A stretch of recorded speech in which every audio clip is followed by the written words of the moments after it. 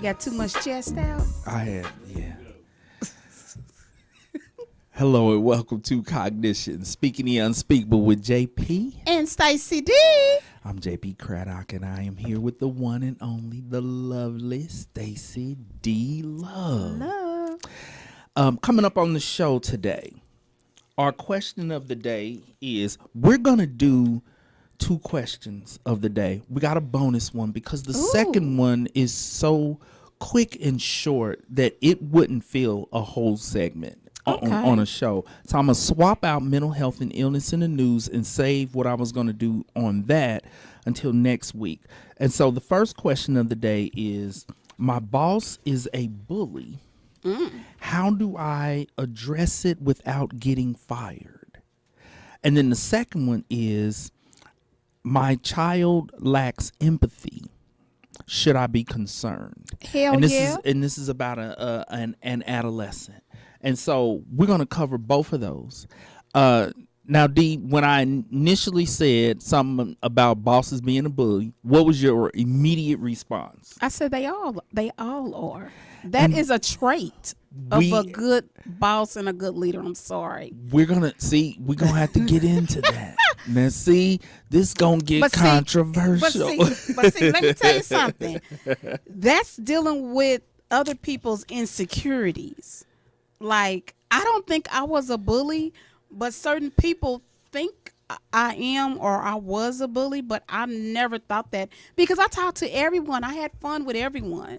And even at the workplace, I'm not a bully, but there are things you have to do.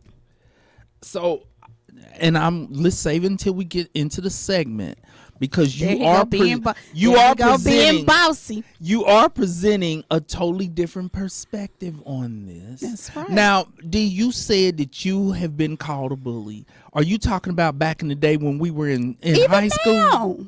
Even now? Yes. Okay, is this because of all of the faces that you've punched? Because you have punched a lot of faces. But I never started it. I just ended it. I never started it. I just ended it. You had to. You paused. Because you was thinking about all the faces that you punched. That's okay. You know you how fought a lot when we were in school. Exactly. You know, we have the whole black girl, all that wah, wah, wah, wah, wah, wah, wah, wah. I stutters. So, and when I get upset, I stutter even more. So therefore, I was not wanting to come up with all the quick words and, well, da-da-da-da-da-da-da. I'm just going to hit you. This is an interesting take on this. This is interesting because I feel like kids have to be taught how to engage in not verbal combat, but verbal conflict resolution, resolving conflicts verbally. What you're describing, though, is when 2 young people get into it and they cussing each other out and they going back and forth. And you're right. If a person stutters, and mind you, to our listeners, I never even noticed that the D stuttered, and I've been knowing her since the mid 80s. Okay. But because you went through speech therapy to learn how to control it. But what you're saying actually makes sense. A person who stutters is not going to do that verbal combat back and forth. No. And so what you would do is diffuse the situation quickly by punching faces. But that then I start stumping. That will result in you being labeled a bully. And because that's how I ended up in the social service profession. From a history of being labeled a bully. Yeah. And punching faces. Yeah. But I really wasn't the bully. They would start and then I'll finish it. I never picked on people. Right. Now I don't remember you being a bully. Yeah, exactly.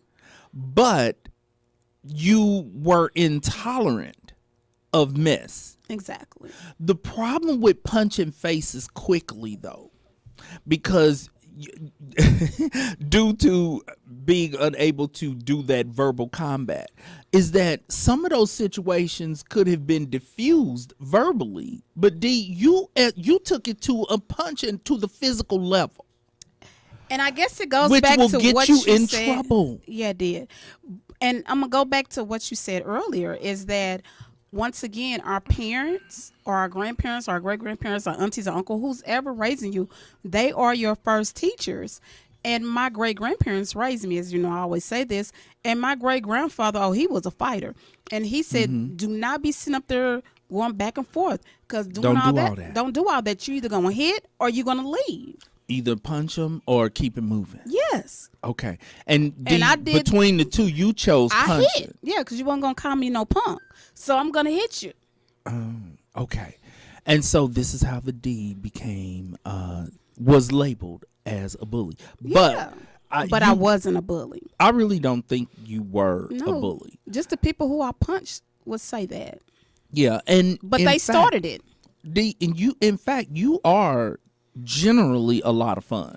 Yes, I love to kick it. Yeah, because I am the bullies. party girl. Yeah, you are a lot of fun. Bullies oftentimes are not a lot of fun because they're too busy bullying and being mean and all these different things. And you've always been a lot of fun, D. I think it was sometimes the bullies would try me because I'm kicking it and I'm just having a good time, and they'll try. You tried the I never wrong knew one. why you were fighting in school, though. What were those fights about, D? Well, a lot of times it'd be Boys. a lot of times it'd be my friends. I'd be helping my friends. Oh, Because then too many people mess with me.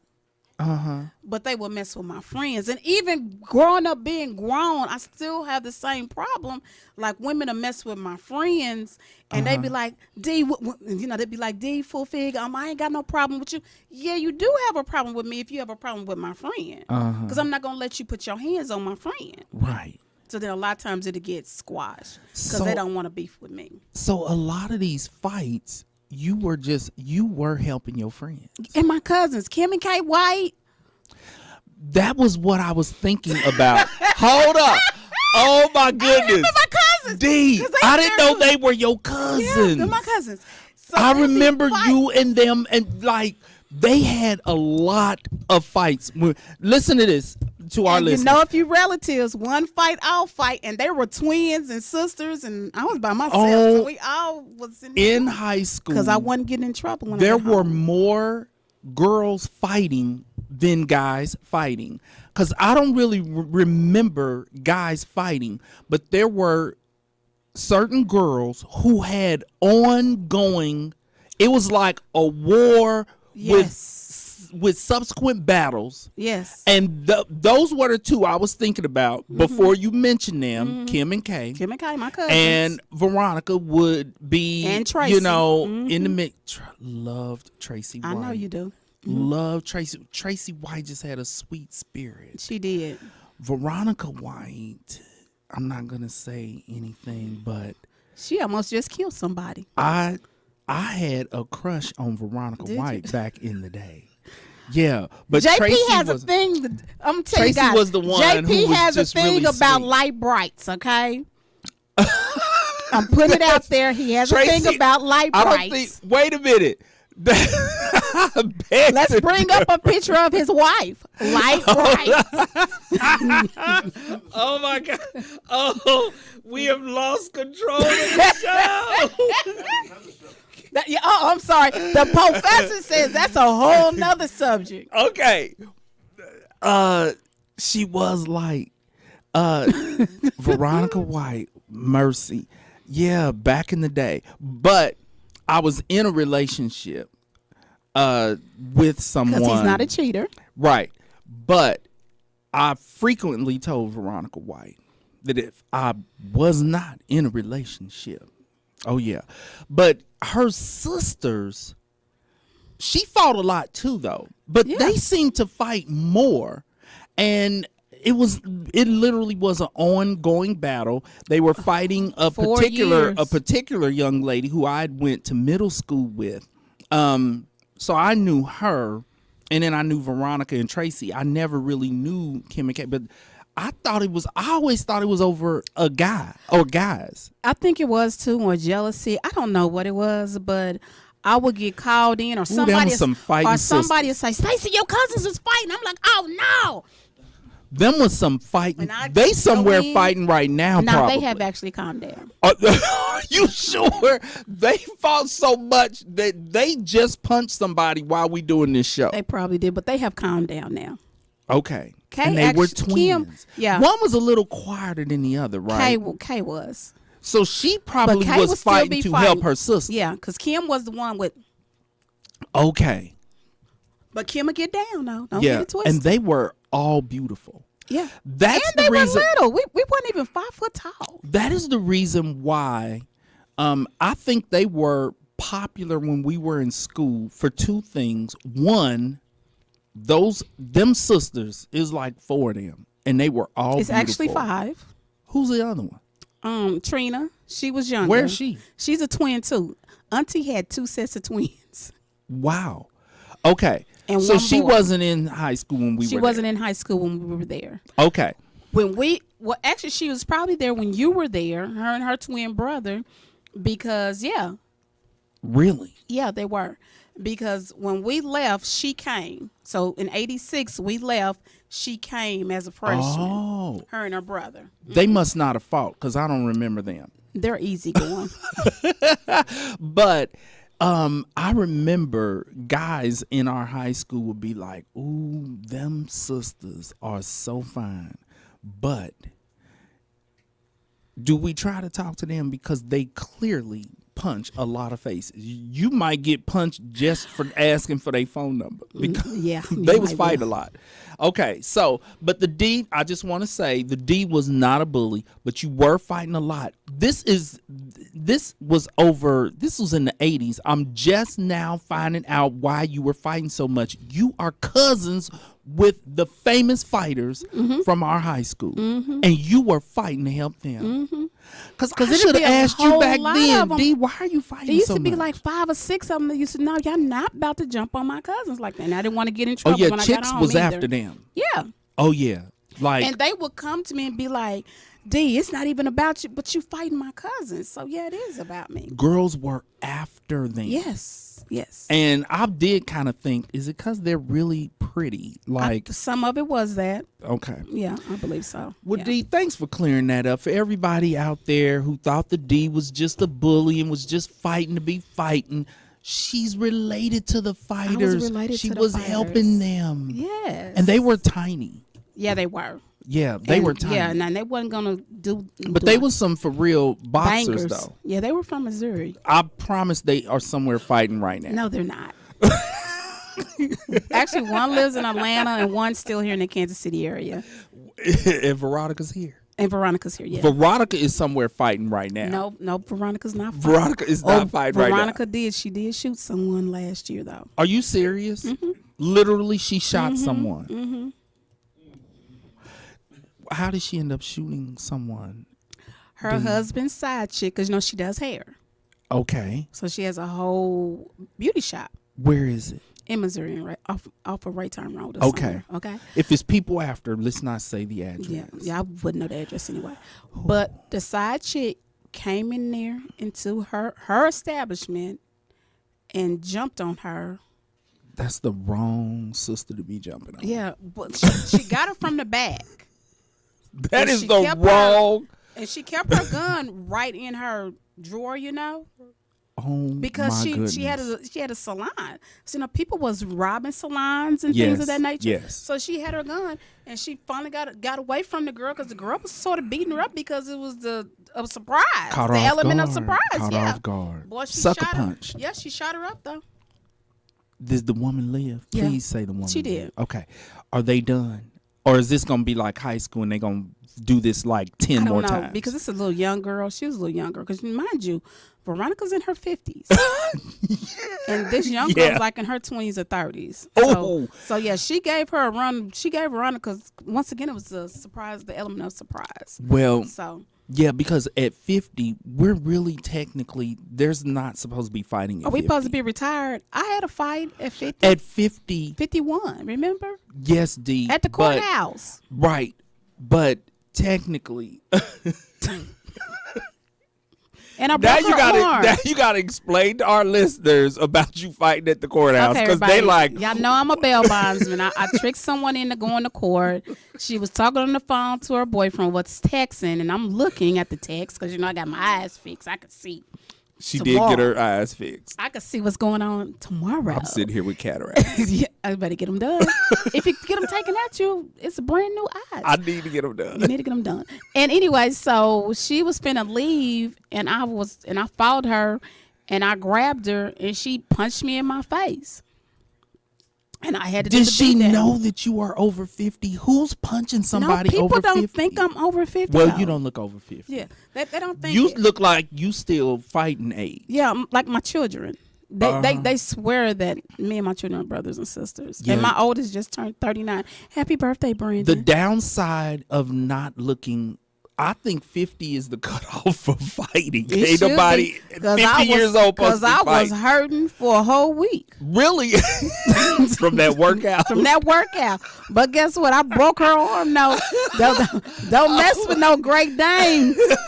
You still in the puppy rounds, boy. I'm a whole Great Dane. Oh, my God. Oh, stop. Wait a minute. And I know I'm on World Star somewhere because this old man was like, baby, I ain't seen a beat down like that in a long time. Oh, my. Listen, I think that 50, really, we need to set a cutoff. We're going to do this on the show right now. Okay. What is going to be the age cutoff for physically fighting? At what age, Mr. Walker, Professor, y'all weigh in on this. 18. Mr. Walker, like, if you over 18, quit fighting. You grown. Stop fighting. And you know what? I like that. But definitely, I really think 40 should be the cutoff for fighting. When you 40, you might hurt something. For fighting. real. For real. The D, you in your 50s fighting on the courthouse. Well, I was hurting for a whole week. Because that's a workout. It was a workout. But I did tell my trainer, because I be boxing. I was like, because my trainer told me I got a hard and steady right. Oh my goodness! goodness! And then I took her by the arm, and I must have slang her because I broke her arm. And I don't even know how I broke her arm. I don't know, did I slang her or did I stomp her? Fighting in the 50s. That's the D. Fighting in the 50s. Okay, well, for your cousin Veronica, she in her 50s. She's probably a grandmother. Please let her know that we have set a cutoff of 40. 40 is the She cutoff. does not need to fight no more. She don't have to do that no more. She don't have to shoot people either. Tell her she can stop shooting people. But they better leave her alone. But if the if the age cutoff for fighting is 40, that probably means more people gonna be shooting because they're like, well, I'm too old to fight, so now I gotta shoot. Okay, so please, people. Stop punching and stop shooting. Okay, D, what's your check-in? Can you update us? Because the D, as you all recall, the D met a new man. D? Oh, it's tell over. Us about the man. Why is it? You said he was wonderful. He was. What is the problem? We might be able to fix this. How long has it been? A week? We just did the show 2 weeks ago. Yeah, it's been a week. We can fix this. What is the problem? I'm just too much. We got to fix you. You the problem. I think I am the problem. What? How are you too much? He just said that he can't match me. In what way? Is this about money again? No. And business and all of that? I just think it's my drive. Like, he says that he just can't believe that I still be up at 8 and 9 o'clock. But you're not asking him to be up with you. Why was this a problem? He's a business owner also. I know, but it was when he got ready to have together time And he was sort of sickly Gitchy, too. gitchy, yeah. No, just a together time. Voulez-vous? Oh, okay. Just Okay, go like ahead. sitting up. He enjoyed, like, we were reading a book Quality together. time. Yes, we were reading a book together. We The had Bible. sit down. No, we wasn't reading the Bible. we was actually reading a relationship book. Oh, that's good. Yeah, I Okay. mean, like I said, he had some real good things, and we parted as friends. I mean, cool. Because he said You weren't available enough. basically, yeah. Because that's what it sounds like it was. His issue is you work too much. But it's not And the he wanted quantity, to it's the snuggle and cuddle quality. and rub and pet and do all of that. It's the quality. But And I you're think saying it's men not about really- quantity, it's about The quality. quality. But what he was probably thinking, let's look at this from a male perspective. He probably was thinking, well, yeah, it is about the quality, but if the quality time is in such small quantity, it wasn't enough to sustain him in between.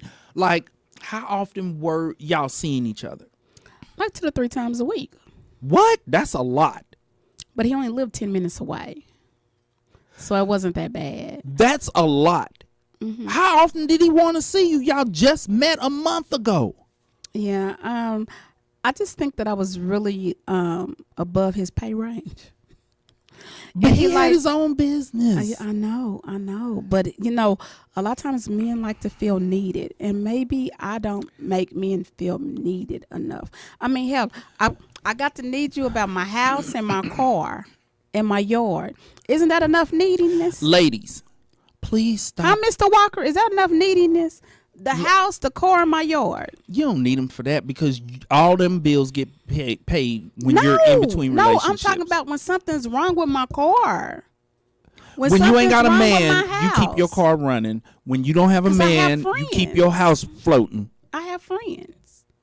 Okay, you here's the thing, because we send in a mixed message. You do not need a man. No, I don't. Period. No. Women, stop dating men who need to be needed, because that is a self-esteem issue. That is a form of insecurity if a person needs to be needed. Because if a man needs you to need him, that means you are filling his cup. You don't want to enter into a relationship with somebody with half a damn cup. Half is 50%. 50% is an F, a failure. They are a failure as a human being if they come into the relationship half, okay? You want somebody who is whole and complete, you're whole and complete, and then y'all come together and you complement each other. You shouldn't have to fill his cup and make him feel needed. He should be secure enough within himself And I thought he was. to not need to be needed. I thought he was. And this goes vice versa. It goes both ways, okay? The same thing, I don't want women gravitating towards men who need to be needed, but men need to not gravitate towards women who need to be needed. That is a person, you're filling them up, you're completing them. Life is not a romantic comedy where somebody is complete, you complete. No, fools, be complete. If you're not complete, don't be trying to enter into relationships. Coming into the relationship definitely. and you half a person and you need this person to complete. And at our age, any fool that you dating, D, they need to be complete, okay? I thought he was until you pull back some of those layers. Because we went through almost like a checklist. We because did. the issue did. of him being insecure because of you being an entrepreneur and your income, that was not an issue. No. But this is on an Because he lives in a emotional $1 million level. house. This is on an emotional level. He felt like you were not available enough to meet his emotional and psychological needs. The problem, though, is if you And were he seeing was him very- 3 times a week. And plus, I made him very nervous. So he wanted to see you more, but he was nervous when he was Yes. with you. Yes. Nervous in what way? He'll be picking it. He'd be like, I don't even do this until I get around you. He just start coughing real bad, wheezing. But he wanted to be around you more. I made him super, super nervous. This And he doesn't make said any He sense. said, when I'm around you, you just make me super nervous. I talked to him about my boy, and he was just like, man, I don't know what it is. That might be the real reason why it didn't work. I don't think this was about, because here's the thing. You were meeting the quality and the quantity. If you seeing somebody 3 times a week that you just met a month or 2 ago, because when I was single, And we would talk on the phone all the time. I did not have that kind of time for somebody that I just started dating. So this wasn't about the quantity. He had anxiety in your presence. In my presence. And so what y'all needed to talk about, this actually might be fixable. No. Well, let me explain. Let me explain why. Y'all needed to have a conversation about what was triggering anxiety within him. Was it something you were doing, something you were saying? Was it? He just said whenever he'll just see me. That's not enough. And what was it? He said he could just see me. He's like, he'll started at the corner. When he turned the corner, it'll start then. Like turn the corner to come to my house. The anxiety. Let me explain, everybody. He needed therapy, and I'm going to tell you exactly what type of therapy. Because a good therapist not only assesses and diagnoses, but they know exactly what type of therapy that fits the person's condition.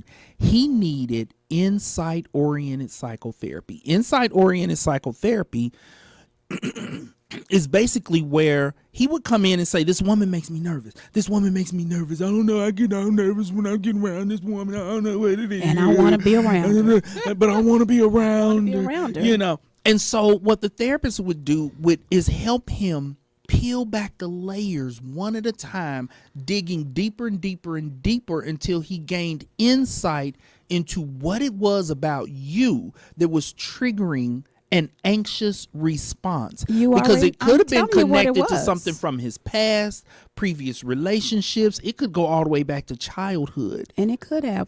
But I think a lot of it is that he said he had never dated a woman like me. I'm like, what does that mean? What does that mean? And we like, in what discussed on way? that. He said that I'm just firing on all different cylinders. He was like, you got your own house, your own car, you got your own businesses. He said, and back to needed to be needed. And you're not struggling. Needed to be. He was like, you have all of your alls, but you're not struggling. Broke broads. Exactly. He needed a broke woman. So he needed to be needed financially.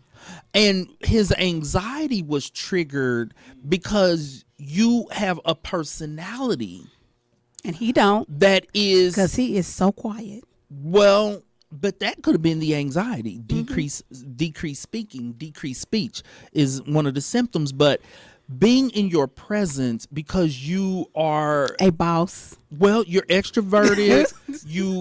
You're literally a boss. I'm a boss. You're literally a boss. You're an independent woman. You're educated. You have your own business. And so if he was not accustomed to those types of women, and if he didn't, and this also speaks to the family of origin, because I have found that men who come from families where the women are not independent, self-sufficient women, they are uncomfortable around those kind of women. And for me, as a single person, it was the opposite. I never dated women who did not have it going on. Exactly. Because I come from a family of women who they was serious about making their money. They worked, they made their money. I tell people to this day, my mama made more money in the 70s than I make right now. Okay. She didn't play about her money. And so he probably he had never been exposed to. Now, this gets into something else. He was a hood man. How'd you know where I was going? I wasn't going to say that. I wasn't going to say that. What I was going to say it then? Yeah, I was going to say it differently. What I was going to say, is that professional women sometimes struggle with dating men who are not professionals because professional men are accustomed to being around women who are independent women, who are entrepreneurs, who are professionals also in some way. So they're not totally exposed to just broke chicks. Well, I have had that problem even with a couple of professional men. Why? Because why are they insecure with a professional woman? Because they want a woman to feel needed on them. I mean, like literally, I dated a district attorney. I have also dated a doctor, and they were the same way. Like I'm just like, what's But really they going work on? in a world of professional women who are go-getters, who are independent, but at home they needed you to be June Cleaver. And I could be June Cleaver because I'm a boss outside. June Cleaver was not a boss June outside. Cleaver was not a boss. So you talking I could about be Claire June- Huxtable right now. Yeah, I could be Claire Huxtable. There's Thank a big you. difference. Big difference. I can be Claire Huxtable, but they wanted They all, wanted all the June way. They want Cleaver, June though. Cleaver. They want June Cleaver. So I don't know. Am I just? I mean, and guess what? In my last husband, all of my husbands were the same way too. Why do you attract those I have kind no of men? idea. Because I know when I think about my frat brothers and like I know men who they don't want no broke chick. They don't want to be needed financially like that. They want a woman who is independent. Well, that's what you they talking say about? in Wait a your minute. eyes. You thinking about somebody? I don't think that's people what be he wants. You know, people be watching. So calm down. Okay. I wasn't No, okay. I but I'm wasn't thinking just about saying- him, but I wasn't thinking about him. But I'm saying. But see, what they say when they're with their friends, they're different. That, okay, let's see read the the message. because we stirring people up right now. One just came out and said facts, like you're giving out facts, Yes. and then the other one was that hi y'all, I missed you guys last week, so that was from a fan. Oh well, thank you, and we glad We to was be gone back. for 2 weeks. I was on vacation. Yes. Okay. I want people to weigh in on if they agree or disagree with this. D, why are you attracting men who are insecure in this particular way? Even professional men who can't handle a Yes. professional woman. Yes. For one, that's a rarity. I don't think that's common. See, you don't know how it happens in those 4 walls. They will act one type of way out, but then in those 4 walls, they become different. Because I'm thinking they're bosses too. I'm thinking about my male friends. They appreciate dating and being in relationships with women who are able to go out, make the bacon and fry the bacon up and do all of that. I don't have any male friends who have a housewife. None. None of my frat brothers are in a relationship with something. And I'm not. And This hell, I is don't nothing wanna be a against housewives. housewife. Hold on, let me just say this because I don't want to piss off all the June Cleavers out there, okay? Nothing against being a housewife. That's not what I'm saying. I wouldn't mind I'm having a saying, house husband. You're dating men who are the total opposite of that. I know. I'm not. All right, as you get ready to go, we got one more comment there. It says, some boss women refuse to be submissive in certain situations. Most established men don't want the battle with an assertive woman. An assertive black And that woman. That's is what true. they mean. And that is they true. talking about an assertive black woman. And the that is stereotype of the black woman. Mm-hmm. But and this is true. Now, do you go out of your way to not come across as dominant and Yes. overly assertive? And that and et has cetera? only came over me in the last 6 years after I went to a Proverbs 31 woman's. I went to 2. You adopted that mentality. Yes, I went to 2 two conferences. Oh, and really? yes, I really did. They giving conferences on Yeah, that. at different churches, yes, because I really wanted to be the best wife. I was in my 50s, and I'm a believer. And if I'm going to be a believer, I wanted to be a whole rounded one. Well, not in this area, yeah. in this area, but I wanted to be a whole rounded. You wanted to cover so all I the wanted to be the bases. best wife I could, yes, Okay. and the best woman as I could. So that literally is what changed me and made me be a better woman. So in the last 6 years, the men that have came across me, It didn't work. It What? did not work. What that viewer is saying that men don't want these dominant, professional, take charge women.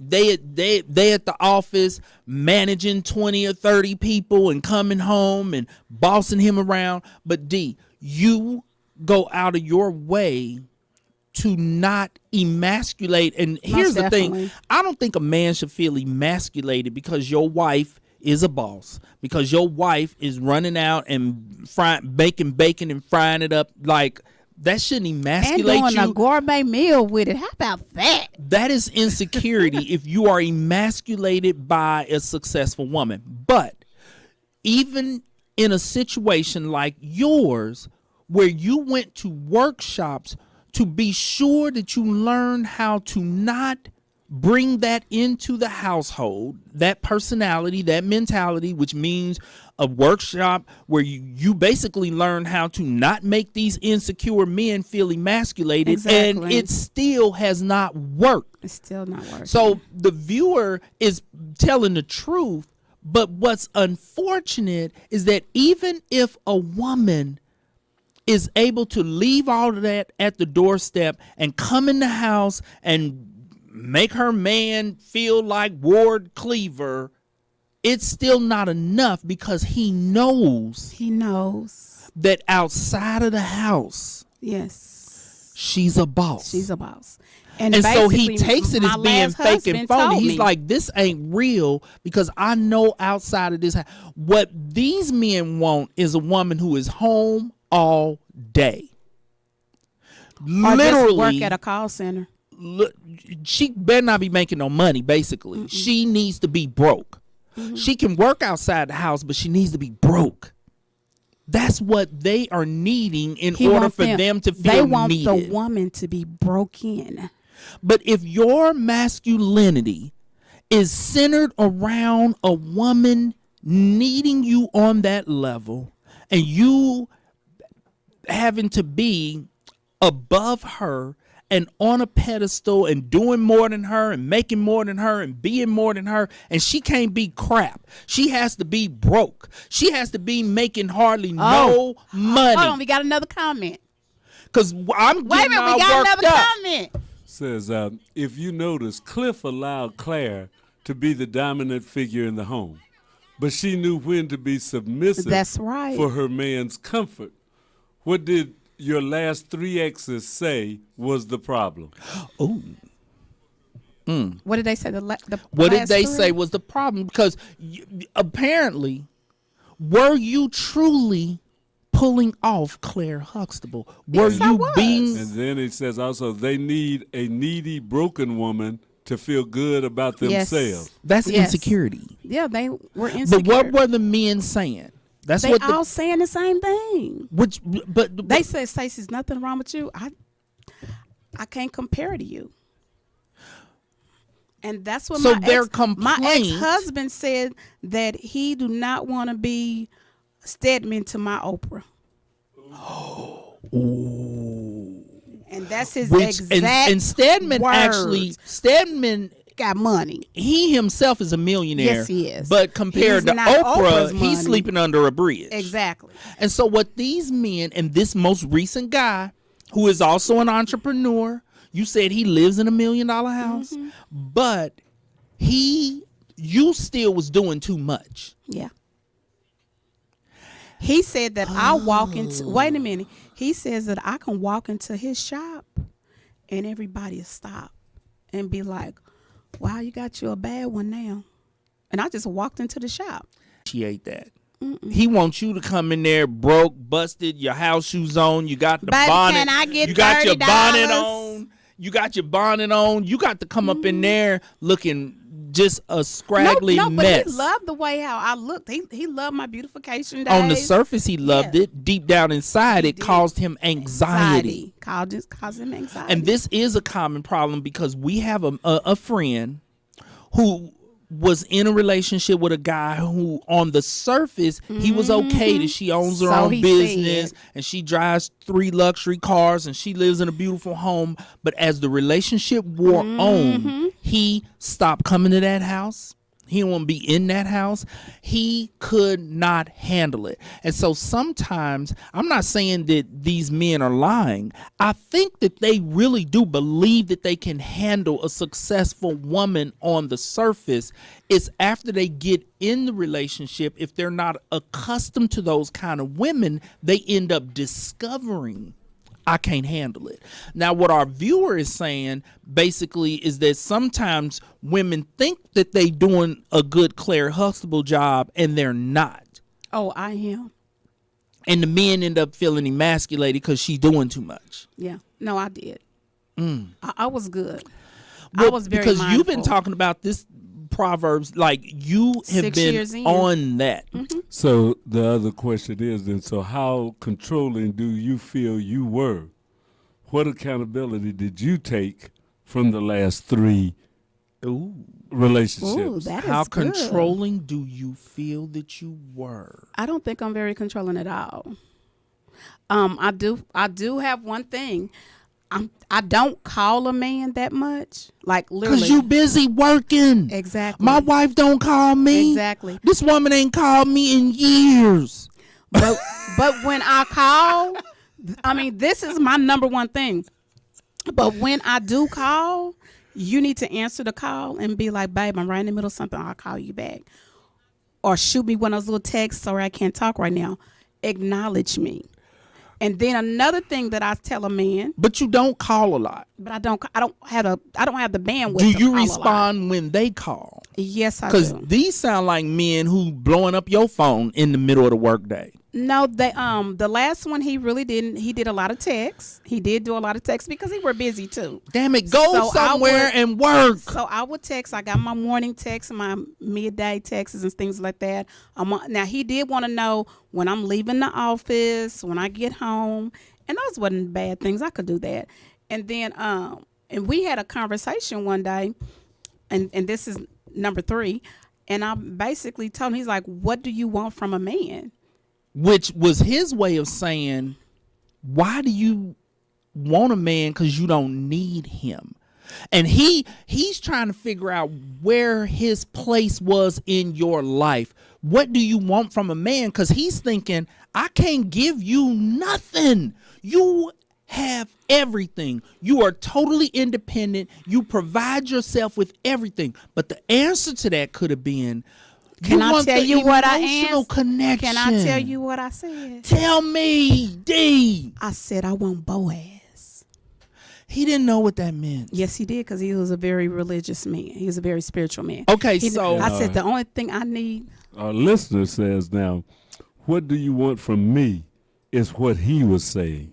yes, Exactly. which is what I just said. That's a Okay, good. Now that's a are good. y'all gonna listen. let me finish? Well, come on, cause I said I want Boaz, and I'm like, the only thing that I need from a man is to love me, protect me, and guard my heart. It wasn't nothing else for me to say. okay. So why was he still insecure after you I presented? have You want to know why? Because in his mind, It wasn't enough. It wasn't enough. He's like, wasn't that's enough. He knows he can provide that, but he needed you to be needy on other levels. and I told him I needed somebody to cut my grass. Stop. That wasn't enough. He needed you. He needed June Cleaver. He needed June Cleaver. The difference between, for those of our listeners and our viewers who are too young and y'all don't even know what the heck we talking about, okay? Claire Huxtable was an attorney, an educated professional. Super black family. Who also in the home, she cooked, she handled the household. Took care of what, June- 5 children? Yes. And that was from the Cosby Show. Mm-hmm. June Free Bill Cleaver Cosby. from Leave It to... What'd you just say? Leave it to Beaver. Don't make me say that Bill Cosby need to drop dead on this show right now. He's a serial rapist. June Cleaver from Leave It to Beaver was a true housewife. She did not leave the home. She kept an immaculate home. And only had 2 children. That even when they did scenes with the kids' bedrooms, they were never dirty. The house was immaculate. She was a true so you're dating men Because here's the difference. We're talking about two totally different eras. June Cleaver, that show 60s is and from the 70s. the 50s. 50s and 60s? Even. Really? And Claire that was a modern 80s, professional 90s. woman. So you are dating men who are antiquated and living in an era that we are well beyond. But they Stop say they're dating not. these old-fashioned men, D. You need to date a modern man. Therein lies the solution. We got to get to the question of the day. The solution. And one of your listeners is laughing out loud with a lot of laughing faces on About what I'm saying? About June and laughing at the D. Well, the D, she's hilarious. But here's the thing. D, why you dating these old-fashioned fools instead of dating a modern man?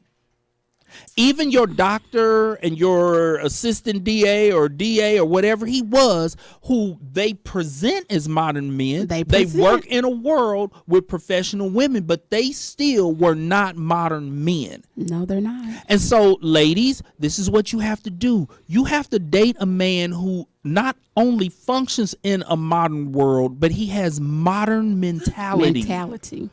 Because you can meet a man who functions in a modern world, but he's got these antiquated, old-fashioned, outdated myths and beliefs about what a woman's role and what a woman's place is. See, and I didn't grow up in a family with those kind of women. There was no housewife. I don't remember no housewives in my family. Well, my great-grandmother was a housewife. I was raised in a two-parent home. So okay, these men wasn't even raised in a two-parent home. D, you gotta switch up your whole dating game. I know. I just don't know what to do. I'm disgusted with the people you dating. They're not a good fit. I know, but they seem in the beginning. They're insecure. The 30-day challenge. These are the conversations you need to be having early on. I am, and they lying. Okay. And I mentioned transparency. Transparency. This is ridiculous. I had hope for this one. It is bad out here being single. I had hope for this one. I did too. He was doing a whole hot tub for me and everything. Now somebody else gonna be in the hot tub. This is a good segue into our topic because you're an entrepreneur, and the question of the day today is: my boss is a bully. Your men would be like, my girlfriend is a boss. She's dominant. Okay. Hopefully they didn't think you were a bully though, D, I'm sure. My boss is a bully. How do I address it without getting fired? Okay. Here's something to think about. Something that you said, D, is that a lot of bosses are bullies, and I'm going to explain why. Bullies gravitate towards positions of power because bullies in adolescence, that is about empowerment, seeking negative power, because there's positive power and then there's negative power. Negative power is when you feel the need to disempower another person in order for you to feel powerful. You only feel powerful if you are in some way controlling someone else physically, emotionally, or psychologically, which is what bullies do. They are exerting power and control over a person that they view as being weaker. And so it makes sense that as they move towards adulthood, they are going to go from having negative power to having official positive power in the form of being a supervisor, a manager, a director, et cetera, et cetera, et cetera. Here's where the problem comes. A president, yes. Okay, because we had a president who basically was a bully. He was a bully, and he's still somewhere bullying right now. The problem with these types of bosses, and this is what I don't think applies to you, D, I don't think you're a bully. These types of bosses that this question is about are bosses who also, even though they have official power now, they are conducting themselves as that bully that they were in high school with that unofficial negative power, and they interact with their employees in a manner that makes them feel demeaned and less than. Because you can manage and supervise someone without demeaning them. Oh, most definitely. You can do it without making them feel less than. And that is who this question is speaking to. Now, here's the thing. What role does your own power play in being able to confront them and in deciding if you even can? And that was the question, because as I thought about it, it's like, okay, how can I address it without getting fired? Well, the first thing you got to figure out is it's a hostile work environment. I'm going to HR. You got to figure out if you're in a position where you can confront them. Here's the ways of confronting them, because I believe in confronting bullies, period, across the board. Confront no everybody. matter. Kick the door down. We're kicking the front door down. That's I'm what real JP big does. on confront. Yes, that's what JP does, is kick the door down. There's multiple ways to confront a bully in the workplace, though. You can confront them directly. Here's the thing. But you have to have some level of official or unofficial power if you're going to confront your superior directly. Here's why I say that. If you are in a position where you are also a supervisor, they're just your supervisor, or as an employee, you're a valuable employee, meaning you bring in a lot of dough, then you can confront them directly, because on some level they need you. And so there's not as much threat of you ending up fired because they need you. Now, if you're not bringing in a lot of dough, you might be in which trouble. means you don't have unofficial power, and you're not also some level of supervisor, which means you don't have official power, you might want to go through HR and address the hostile problem. work environment. Or go to their superior. Okay. But you need to document everything thoroughly, document the Then specific EEOC next. Yeah, and because you might have a good lawsuit. You have to document not just how they make you feel, but the specific actions that they are doing that are inappropriate and unprofessional. You can't just, well, this person bullies me, or, they make me feel. No, you addressing bullying in the workplace requires you to present the facts. This is the interaction that I had with this person. This is what this person said to me that was inappropriate or unprofessional. And in presenting it like that, you're also saying, okay, they were mean and they were being a bully. But you have to support that with evidence that has to be concrete. Okay. And so, but it really is about your position. And so, D, when you think about it, when it comes to your employees, yeah, I'm sure you're direct and upfront and very clear and concise, because they are representing your business. Yes, right. they are. Yes, they are. But do you think you interact with them in a manner that leaves them feeling less than and demeaned? No, I don't believe in making people feel like that. I don't want them to feel like that. Which means you're not bullying them. And here's the thing. Smart administrators realize you get more out of your employees by building them up than by making them hate you and hate working for you. Actually, my nurse said that the other day. She gave me that compliment. She said, Stacey, you just make everybody feel like they're the stuff. You're good. Which makes them work harder. Yeah, they do. Which brings in more money for you. I respect my older ones. I call them Miss, even though I'm the boss. Right. I still respect them as calling them Miss Sophia. And Miss Sophia. Miss Sophia. Yes, I do. I put that Miss or that Mister on it. Because when it comes to the mentality of administrators, and we already did a whole show on this, so we're not going to go deep into it. You guys can pull that up on our Facebook page. But some think that the best way to get the highest level of productivity from employees is through fear. And that's not true. That's not true. Your most productive employees are going to be employees who have a positive Happy. relationship with you. They are happy. They respect you. They love the fact that you respect them. They actually enjoy working for you. Those are the ones that are going Them to the ones work that do hard. check-in. I mean, I do check-ins on my employees. How's everything going? Everything going good with you? Yeah. And those are the employees that are going to be willing to go above and beyond. Yes. When you rule with a fist Iron of fist. fear and all of that, those employees may meet their productivity, but because there is resentment and animosity, they're going to do things under the cover and behind your back that you never even going to find out about. Exactly. Because Stealing time. Yes, all of that. Because every employee is in a position where they can exert their unofficial power in ways that you will never find out about. That's right. Milking the clock, taking stuff that is company merchandise, just all sorts of things. You have people who they are doing a little bit of tweaking in the billing and all of those different things. You don't have time for that. So don't try to manage people in that way. Okay? Those are my thoughts on that. D, did you have any other thoughts on that?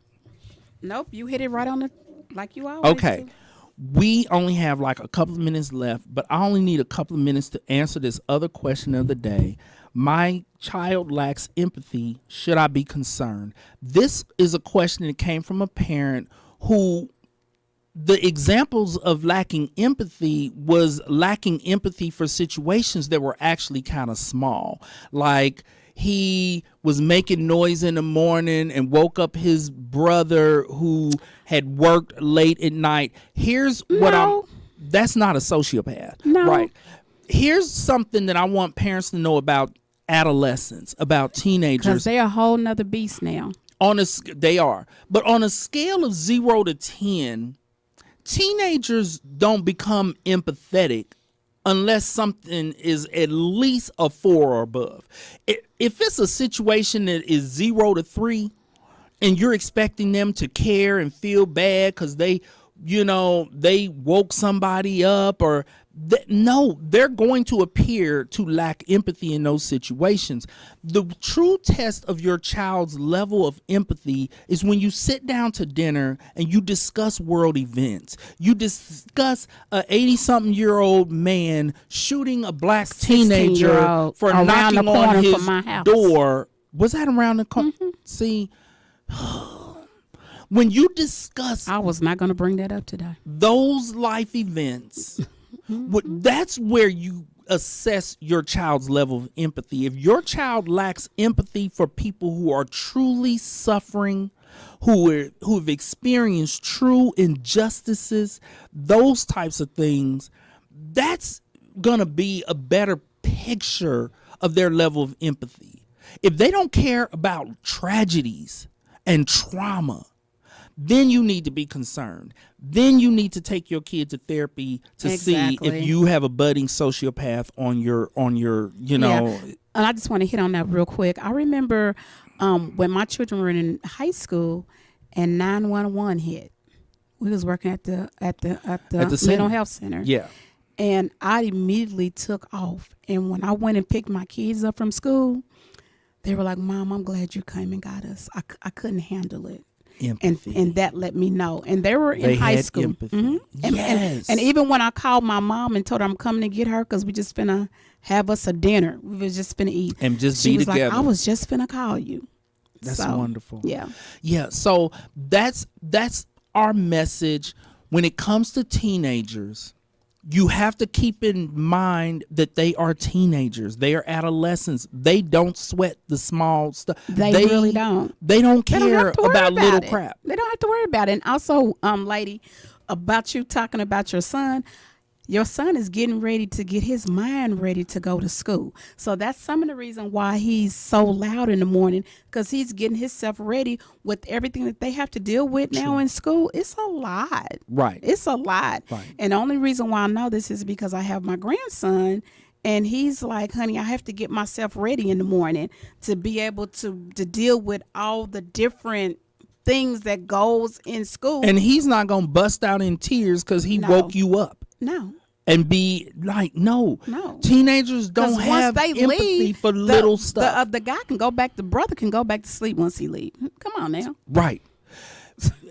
There's a difference between a kid who lacks empathy if you all are in the store and he sees a 20, 30-something year old fall and he laughs.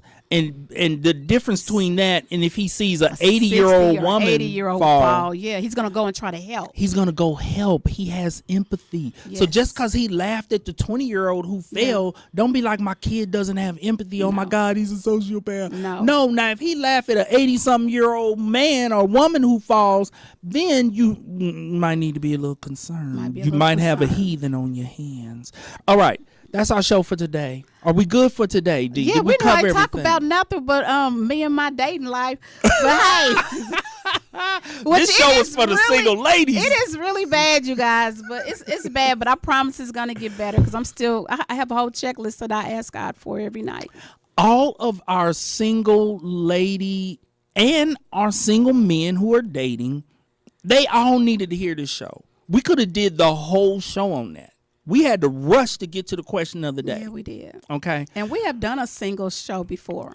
Clearly, we ain't did enough of them. Can't be. All right, that's our show for today. Thank you all for joining us. And remember, worry about nothing. And pray about everything. Thank you, and God bless. Oh, wait a minute. Hold up. I already said God bless, hallelujah. I know. Okay, I just want to let everybody know that there's a possibility that JP and Stacy D may not be on next week because us old people are going to go see Janet on Tuesday, and it might take 2 or 3 days for us to recuperate. We'll be at that Janet Jackson concert. It's old for Janet. It's old. All right, then. Bye, everybody. See you maybe Thursday or next Thursday. Bye-bye now. Oh, my goodness. What if Atlantic?